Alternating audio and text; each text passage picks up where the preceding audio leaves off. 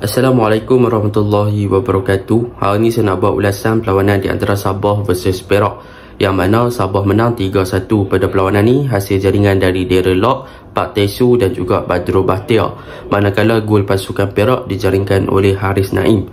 Pada perlawanan ni kalau kita lihat pada first half, memang sepatutnya Sabah dah boleh finish the game dengan jumlah gol yang banyak. Tetapi apabila masuk second half, barulah kita nampak yang Perak bermain secara agresif. Mereka ada pressing dan juga attacking shape mereka adalah lebih bagus berbanding di first half, dan mereka berjaya untuk menjaringkan satu gol. Kalau kita lihat kepada statistik, waktu first half memang Perak tidak mampu untuk berbuat apa-apa ketika dalam fasa menyerang. Bahkan daripada segi attempt ataupun percubaan, pasukan Perak ada 0 percubaan ketika first half. Tetapi segala-galanya berubah di second half apabila pertukaran pemain yang dilakukan oleh Datuk Lim Teoc Kim berjaya untuk mengubah kepada struktur menyerang pasukan Perak dan menjadikan pasukan Perak adalah pasukan yang lebih berbahaya di second half. Manakala untuk pasukan Sabah, waktu first half memang mereka selalu ataupun mereka memang obviously menyerang pasukan Perak dengan bertubi-tubi, tetapi ada beberapa permasalahan yang mereka boleh perbaiki, dan di second half kita nampak pertukaran yang dilakukan oleh Datuk Ong Kim Swee telah mengubah sedikit rentak dan juga corak permainan pasukan Sabah berbanding ketika di first half, yang mana di second half lebih kepada pasukan Sabah lambat untuk settle down dan lebih membiarkan penguasaan bola di fasa final third pasukan Perak untuk mereka menyerang. Jadi tanpa membuang masa, mari kita masuk ke dalam ulasan perlawanan. Untuk ulasan perlawanan kali ini, saya akan mulakan dengan pasukan Sabah. Apakah perkara positif yang kita boleh ceritakan tentang pasukan Sabah pada perlawanan ini? Perkara pertama yang kita boleh cerita tentang pasukan Sabah pada perlawanan ini adalah kembalinya Jelton Paraiba di dalam first 11 pasukan Sabah yang beraksi di bahagian kiri, yang mana kalau kita lihat kepada gerakan dan juga fokus point pasukan Sabah ketika menyerang, terutamanya di first half, adalah berpunca dan juga berpaksikan kepada Jelton Paraiba, yang mana Jelton Paraiba banyak kali mengucang-ngacirkan pertahanan pasukan Perak yang diketuai oleh Hafizal di bahagian kanan lah. Jadi apabila dapat je bola dekat Jelton Paraiba, memang dia menggunakan individual skill yang dia ada, dan dia guna technical ability yang bagus, ball control yang baik dan juga pace yang baik untuk beat pertahanan pasukan Perak di kawasan wide area sebelum dia cut in ataupun masuk ke dalam di box, ataupun melakukan low cross ataupun cutback ataupun lay off ataupun crossing ke dalam pasukan Perak punya kotak penalti untuk mencari pemain-pemain Sabah yang berada di dalam kotak penalti tersebut lah. Dan memang kita boleh nampak lah beberapa kali Jelton Paraiba berjaya untuk create chance ataupun peluang kepada pasukan Sabah untuk melakukan gol, tetapi sayang banyak hantaran-hantaran yang dilakukan oleh Jelton Paraiba tidak menjumpai pemain-pemain Sabah di dalam kawasan kotak penalti, dan akhirnya setelah beberapa kali mencuba, dia berjaya untuk mencipta satu assist kepada Badrul Bahtiar. Memang on point lah Badrul Bahtiar punya gol waktu tu melalui tandukan. Jadi pada perlawanan semalam, memang Jelton Paraiba adalah punca utama kepada banyak gerakan serangan yang dilakukan oleh pasukan Sabah di bahagian kiri, dan gerakan serangan yang dilakukan oleh Jelton Paraiba juga banyak dibantu oleh penindakan ataupun tindakan daripada Deneting yang bertindak dengan ofensif untuk melakukan overlap bagi memberi supporting play kepada Jelton Paraiba untuk cover up kawasan wide area pasukan Sabah di bahagian kiri. Kita boleh nampak jugalah apabila Deneting more to join the attack dan juga cover up kawasan wide area, sekiranya Jelton Paraiba inverted masuk ke kawasan half space. So di kawasan wide area, maka Deneting lah yang akan hold the touchline, dan Jelton Paraiba akan ada option untuk buka game, sama ada terus masuk ke dalam D box ataupun supply bola ke dalam kotak penalti, ataupun dia open balik kepada ruang kosong yang diciptakan kepada Deneting untuk buat overlap. Jadi combination play antara kedua-dua player ni memang agak bagus di bahagian kiri, tetapi dari segi technical individu, memang Jelton Paraiba antara player yang sepatutnya di-highlightkan pada perlawanan semalam. Memang solid lah untuk saya katakan. Itu yang pertama. Yang kedua, kalau kita lihat lihat daripada segi fasa menyerang pasukan Sabah pada perlawanan semalam, mereka lebih kepada pembentukan back 5. Kalau kita lihat sebelum-sebelum ni pasukan Sabah bermain dalam back 3 ataupun dalam formation ketika bertahan lebih kepada back 5. Tetapi dalam perlawanan semalam kita boleh nampak yang Sabah sebenarnya bermain dalam lebih kepada formation back 4, iaitu dengan gandingan di bahagian tengah Gabriel Perez dan juga Dominic Tan sebelum Dominic Tan digantikan oleh Irfan Zakaria. Dan kita boleh nampak apabila bermain dalam back 2 ataupun dalam back 4 pasukan Sabah ni, ketika dalam fasa build-up mereka akan sentiasa play from the behind ataupun bermain daripada bawah lah dengan penggunaan Gabriel Perez as a ball playing defender. Sebab apa mereka akan guna Gabriel Perez untuk melakukan gerakan daripada bawah? Sebab Gabriel Perez ni sebenarnya dia mempunyai ketepatan passing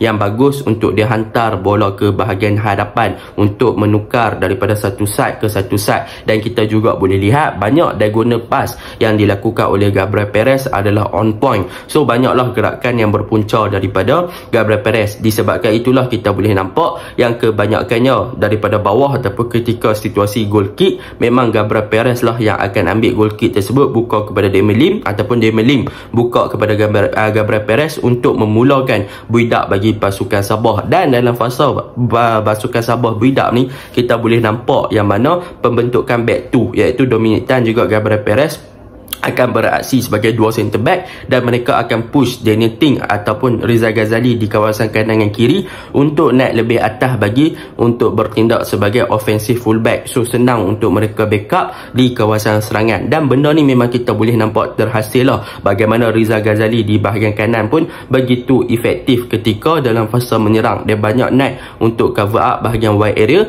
dan memberi bantuan kepada Darren Lock, yang boleh saya katakan Darren Lock walaupun skor 1 gol kepada pasukan Sabah pada perlawanan ni, tetapi Darren Lock boleh dikatakan beraksi di bawah below par apabila diletak lebih untuk cover up bahagian wide area di bahagian kanan ataupun bertindak as a winger. Darren Lock gagal untuk melakukan something lebih banyak. Riza Ghazali yang kena cover up tempat dia di bahagian atas, yang menyebabkan Riza Ghazali punya tempat terekspos ataupun terdedah untuk pasukan Perak melakukan counter attack ataupun serangan di kawasan kanan pasukan Sabah lah. Sebab apa? Sebab Riza banyak yang naik kena cover up tempat Darren Lock dan banyak membantu Darren Lock dalam fasa build up ataupun dalam attacking ketika menyerang lah. Jadi benda tu yang saya boleh katakan yang kedua. Yang ketiga, kalau kita lihat apa kekuatan pasukan Sabah sebenarnya adalah lebih kepada mereka punya kestabilan waktu first half di bahagian midfield, yang mana mereka letak Stuart Wilkin dan juga Park Tae-soo, yang mana boleh dikatakan kedua-dua player ni mereka berjaya untuk berinteraksi dengan satu sama lain dalam memberikan kestabilan kepada bahagian tengah, yang mana Park Tae-soo more to defensive dan juga Stuart Wilkin more to attacking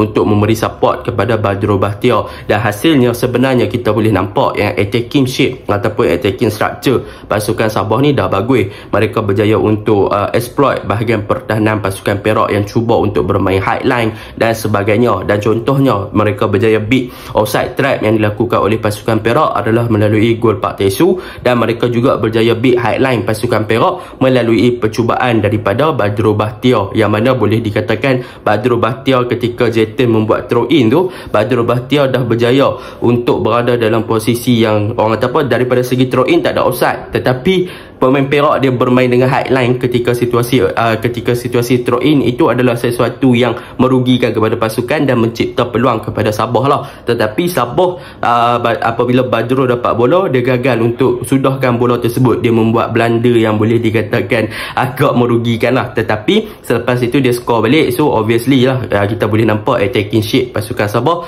lebih solid lah kan pada first half. Dan yang terakhir apa kita boleh puji tentang pasukan Sabah ni adalah mengenai mereka punya set pieces. Set pieces mereka memang berbahaya. Kalau kita lihat gol pertama berpunca daripada segi set pieces kan. Jadi benda ni memang berbahaya lah untuk pasukan Sabah. Jika pasukan lawan nak jumpa pasukan Sabah, kena ingat yang set pieces, free kick ataupun corner kick pasukan Sabah memang dah excellent dan juga marvelous. So kena berhati-hati, kena buat tight marking, kena pandai untuk jaga target man pasukan Sabah dan sebagainya untuk menidakkan daripada pasukan Sabah menjaringkan gol dari situasi set pieces. Namun begitu, ada beberapa perkara yang pasukan Sabah boleh perbaiki. Yang pertama adalah mengenai corak menyerang, yang mana kalau kita lihat kepada kelemahan pasukan Sabah menyerang adalah mereka berjaya untuk exploit ataupun masuk ke dalam D-box ataupun melakukan hantaran-hantaran banyak ke dalam D-box. Tetapi daripada segi receiver ataupun penerima untuk mendapatkan hantaran-hantaran lintang, cutback, low cross dan sebagainya,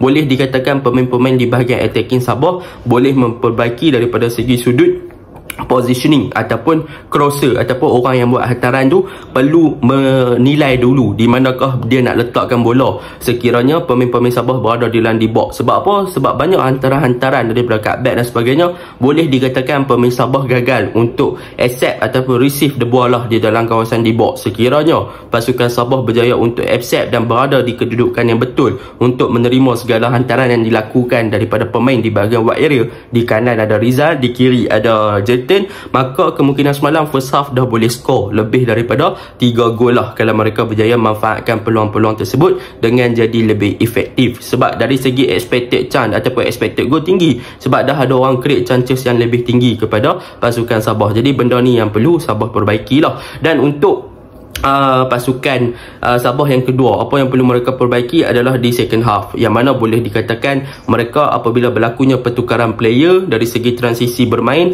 boleh dikatakan mereka kurang. Mereka dah leading 3-0, mereka banyak membuat simple mistake. Kalau boleh fokus untuk 90 minutes, cuba untuk cari gol lagi daripada membiarkan pihak lawan bermaharajalela ataupun memegang bola lah. Jadi boleh fokus lagi lah untuk second half. Manakala untuk pasukan Perak, apa yang boleh saya katakan, waktu first half memang mereka bermain seakan-akan tak ada orang apa, tak ada shape. Boleh dikatakan agak teruk lah mereka punya corak permainan. Defense tak compact, senang kena beat dalam one-on-one, banyak kawasan yang terdedah, small space yang berjaya dimanfaatkan oleh pemain Sabah, dan mereka membiarkan Sabah untuk control the game di kawasan wide area dengan Jayden Paraiba, Rizal Ghazali dan sebagainya. So boleh dikatakan memang midfield tak hidup, defense tak apa nak hidup, attacking lagi lah tak ada attempt, tak ada kosong percubaan langsung, menunjukkan yang bahagian attacking dan juga midfield mereka kurang kreatif, lebih mengharapkan kepada Lucu punya gerakan saja. Tapi bila Lucu bawa bola, dia isolated, tak ada orang support, maka dia tak boleh nak buat something lah. Tetapi apabila masuk second half, berlakunya beberapa pertukaran, kita boleh nampak lah yang bahagian attacking dan juga pasukan Sabah adalah pasukan yang cepat untuk settle down dan lebih teratur dan lebih organised lah di second half, dan mereka berjaya untuk create beberapa peluang. Lucu punya sepakan percuma kena palang, lepas tu mereka berjaya create satu gol melalui Haris Naim, gol yang lawa, kompos gila Haris Naim punya finishing dan sebagainya. So kalau saya rasa mungkin apa yang boleh kita simpulkan daripada pasukan Perak ni, sebenarnya mereka tidak mempunyai the best first 11 lagi untuk diturunkan dalam saingan Liga Super. Bermaksud mereka masih lagi menguji ataupun masih lagi setengah buat eksperimen siapa pemain yang terbaik yang nak diturunkan dalam first 11. Sebab kalau kita lihat track record yang ditunjukkan oleh pemain-pemain Perak, boleh dikatakan bahagian tengah dan juga midfield, bahagian tengah midfield dan juga bahagian serangan, boleh dikatakan mereka punya daripada segi first 11 kebanyakannya setiap game adalah berubah, hanya ada 2-3 orang player yang stay. So benda ni yang perlu untuk LTK cari the best solution. Sebab apa? Sebab jika mereka dah dapat the best first 11 untuk setiap game dan mereka dah dapat keserasian yang lebih bagus, mungkin mereka boleh fight dalam Liga Super. Jadi itulah ulasan saya. Assalamualaikum.